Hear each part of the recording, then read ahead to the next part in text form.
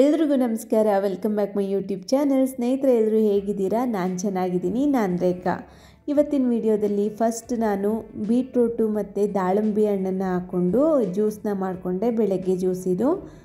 ಇವತ್ತು ಬ್ರೇಕ್ಫಾಸ್ಟ್ ಮುಂಚೆನೇ ನಾನು ಜ್ಯೂಸನ್ನ ಕುಡಿತಾ ಇದ್ದೀನಿ. ಇತ್ತೀಚೆಗೆ ನಾನು ಜ್ಯೂಸನ್ನ ಕುಡಿದು ಆಮೇಲೆ ಬ್ರೇಕ್ಫಾಸ್ಟ್ನ ತೊಗೊಳ್ತಾ ಇದ್ದೀನಿ. ಸ್ವಲ್ಪ 1-2 ಅವರ್ ಗ್ಯಾಪ್ ಇರುತ್ತೆ ಅಷ್ಟೇ. ಇದು 6 ಗಂಟೆಗೆ ಜ್ಯೂಸ್ ಕುಡಿದಿದ್ದೆ. ಅದಾದಮೇಲೆ ಇವತ್ತು ಸ್ವಲ್ಪ ಕೆಲಸ ಜಾಸ್ತಿ ಇದ್ದಿದ್ದರಿಂದ ಏನು ತಿಂಡಿ ಮಾಡ್ಕೊಳ್ಳೋ ಅಷ್ಟು ಟೈಮ್ ಇರಲಿಲ್ಲ ನನಗೆ. ಹಂಗಾಗಿ ಕೇವಲ 3 ನಿಮಿಷದಲ್ಲಿ ಆಗೋವಂಥ ಒಂದು ಮ್ಯೂಸ್ಲಿನ ರೆಡಿ ಮಾಡ್ಕೊತಾ ಇದ್ದೀನಿ. ಏನಿಲ್ಲ, ಮಾಮೂಲಿ ಮ್ಯೂಸ್ಲಿ ಬರುತ್ತಲ್ವ, ಅದಕ್ಕೆಲ್ಲರೂ ಹಾಲು ಹಾಕಿ ತಿಂತಾರೆ. ನಾನಿಲ್ಲಿ ಮೊಸರು ಹಾಕಿದ್ದೀನಿ. ಒಳ್ಳೆ ಟೇಸ್ಟ್ ಇರುತ್ತೆ. ನೀವು ಖಂಡಿತ ಒಂದ್ಸಲ ಟ್ರೈ ಮಾಡಿ, ತುಂಬಾ ಇಷ್ಟ ಆಗುತ್ತೆ. ಏನಿಲ್ಲ, ಸ್ವಲ್ಪ ಮಿಕ್ಸ್ ಮಾಡಿ ಚೆನ್ನಾಗಿದ್ರೆ ತುಂಬ ಚೆನ್ನಾಗಿ ಡ್ರೈ ಫ್ರೂಟ್ಸ್ ಎಲ್ಲ ಇದೆ.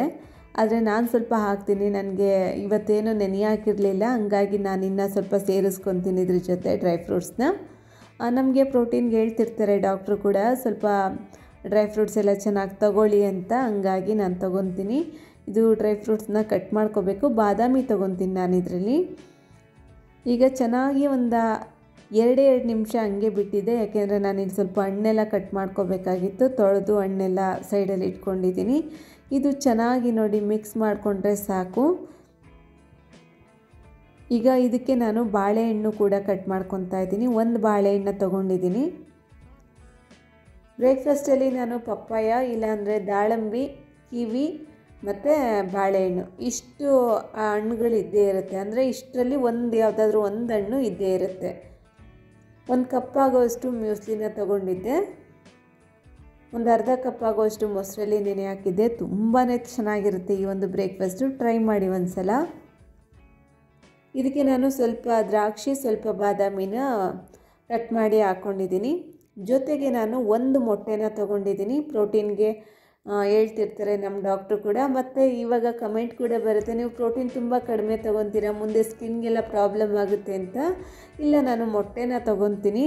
2 ಮೊಟ್ಟೆ ತೊಗೊತೀನಿ. ಒಂದೊಂದು ಸಲ ಬ್ರೇಕ್ಫಾಸ್ಟಲ್ಲೇ 2 ಮೊಟ್ಟೆ ತೊಗೊಂಡಿರ್ತೀನಿ. ಒಂದೊಂದು ಸಲ ನಾನು ಬೆಳಗ್ಗೆ 1 ಮೊಟ್ಟೆ, ಮಧ್ಯಾಹ್ನ 1 ಮೊಟ್ಟೆ ತೊಗೊತೀನಿ. ಗುರುವಾರ ಮಾತ್ರ ಮೊಟ್ಟೆ ಯೂಸ್ ಮಾಡಲ್ಲ ಅಷ್ಟೇ. ಇದು ನನ್ನ ಬ್ರೇಕ್ಫಾಸ್ಟ್. ಲಂಚ್ಗೆ ನಾನಿಲ್ಲಿ ನೋಡಿ ಯಾವ ಥರ ನಾನು ಲಂಚ್ನ ಪ್ರಿಪೇರ್ ಮಾಡ್ಕೊತೀನಿ ಅಂತ ತೋರಿಸ್ತಾ ಇದ್ದೀನಿ. ತುಂಬ ಜನ ಕೇಳ್ತಿರ್ತಾರೆ, ಇಷ್ಟೊಂದು ಐಟಮ್ ಮಾಡ್ತೀಯಾ ಅಂತ. ಅದಕ್ಕೋಸ್ಕರ ನೋಡಿ ಯಾವ ಥರ ಇಟ್ಟಿದ್ದೀನಿ. 5 ಲೀಟ್ರ್ ಕುಕ್ಕರ್ ಇದು. ಇದರಲ್ಲಿ ಅನ್ನ ಆಯಿತು, ಜೊತೆಗೆ ಬೇಳೆ ಬೇಯಿಸ್ಕೊಂಡಿದ್ದೀನಿ. ಬೆಂಡೆಕಾಯಿ ಹುಳಿ ಮಾಡಬೇಕು, ಕೇರಳ ಸ್ಟೈಲು. ಹಂಗಾಗಿ ಬೇಳೆ ಸ್ವಲ್ಪ ಬೆಳ್ಳುಳ್ಳಿ ಹಾಕಿ ಬೇಯಿಸಿಟ್ಕೊಂಡಿದ್ದೀನಿ. ಅದಾದಮೇಲೆ ಇದು ಕಡಲೆಕಾಳು ಉಸ್ಲಿ ಮಾಡ್ಕೊತಾ ಇದ್ದೀನಿ. ನೋಡಿ, ನಾನು ಪ್ರೋಟೀನ್ ಕಡಿಮೆ ಅಂತಿರಲ್ವ, ಎಲ್ಲಿ ಪ್ರೋಟೀನ್ ಕಡಿಮೆ, ಚೆನ್ನಾಗೇ ತಿಂತಾಯಿದ್ದೀನಲ್ಲ. ನೋಡಿ, ಕಡಲೆಕಾಳು ಕೂಡ ಚೆನ್ನಾಗಿ ಬೆಂದಿತ್ತು. ಮತ್ತು ರಾಯ್ತ ಮಾಡ್ಕೊಳ್ಳಿಕ್ಕೆ, ಅಂದರೆ ಬೀಟ್ರೂಟ್ ಕೋಸಂಬರಿ ಮಾಡ್ಕೊಳ್ಳಿಕ್ಕೆ 1 ಬೀಟ್ರೂಟ್ ಕೂಡ ಬೇಯಿಸಿಟ್ಕೊಂಡಿದ್ದೀನಿ. ಇಷ್ಟನ್ನು ನಾನು ಒಂದೇ ಸಲ ರೆಡಿ ಮಾಡ್ಕೊಂಬಿಡ್ತೀನಿ.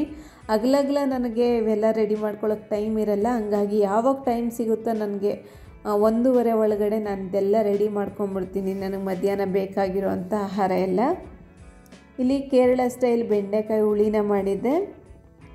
ಮಾಮೂಲಿ ಕೆಂಪಕ್ಕಿ ಅನ್ನ. ಕೆಂಪಕ್ಕಿ ಅನ್ನದಿಂದ ಭಾಳ ನನಗೆ ಚೆನ್ನಾಗಿ ವೆಯ್ಟ್ ಲಾಸ್ ಆಗಿದ್ದೀನಿ. ನೋಡಿ, ಇದರಲ್ಲಿ 1 ಕಪ್ ಆಗೋಷ್ಟು ಅಕ್ಕಿ ಹಾಕಿದ್ರೆ ಸಾಕು, ನನ್ನ ಒಬ್ಳಿಗೆ ಆಗುತ್ತೆ. ಉಸ್ಲಿಗೂ ಅಷ್ಟೇ ಈರುಳ್ಳಿ ಏನೂ ಹಾಕಿಲ್ಲ. ಸ್ವಲ್ಪ ಇಂಗು, ಸಾಸಿವೆ, ಕರಿಬೇವಿನ ಸೊಪ್ಪು, ಹಸಿಮೆಣಸಿನ್ಕಾಯಿ, ತೆಂಗಿನಕಾಯಿ ಇಷ್ಟೇ. ಇದ್ರ ಜೊತೆ ನಾನು 1 ಮೊಟ್ಟೆ ಕೂಡ ಸೇರಿಸ್ಕೊತೀನಿ. ಮತ್ತು ಬೀಟ್ರೂಟ್ ರಾಯ್ತ. ಸೌತೆಕಾಯಿ ಸ್ವಲ್ಪ ದಿನಗಳ ಕಾಲ ಸ್ಟಾಪ್ ಮಾಡಿದ್ದೀನಿ, ಯಾಕೆಂದರೆ ಅದು ಬೀಜ ಎಲ್ಲ ಜಾಸ್ತಿ ಬಲ್ತಿರೋ ಅಂಥದ್ದೇ ಸಿಕ್ತಿತ್ತು ನಮ್ಮ ಮನೆ ಹತ್ರ. ಹಂಗಾಗಿ ನಾನು ತರ್ತಾ ಇಲ್ಲ. ಸ್ವಲ್ಪ ನಂಗೆ ಪ್ರಾಬ್ಲಮ್ ಆಯಿತು, ಅದಕ್ಕೋಸ್ಕರ. ಇನ್ನು ಬೆಂಡೆಕಾಯಿ ಹುಳಿ ತುಂಬ ಚೆನ್ನಾಗಿ ಬಂದಿತ್ತು. ನನಗೆ ಪರಿಚಯ ಇರೋರೊಬ್ಬರು ಹೇಳಿದರು, ಇದು ಕೇರಳ ಸ್ಟೈಲು ಅಂತ. ತುಂಬ ಚೆನ್ನಾಗಿತ್ತು ಅವ್ರ ಮನೆಗೆ ಹೋದಾಗ. ಇವತ್ತು ನಾನು ಮಾಡಿದಾಗ ಕೂಡ ಅದೇ ಟೇಸ್ಟ್ ಬಂದಿತ್ತು. ತುಂಬಾ ಇಷ್ಟ ಆಯಿತು ಈ ಸಾಂಬಾರು. ನೆಕ್ಸ್ಟ್ ಟೈಮ್ ನಾನು ರೆಸಿಪಿನ ಅಪ್ಲೋಡ್ ಮಾಡ್ತೀನಿ.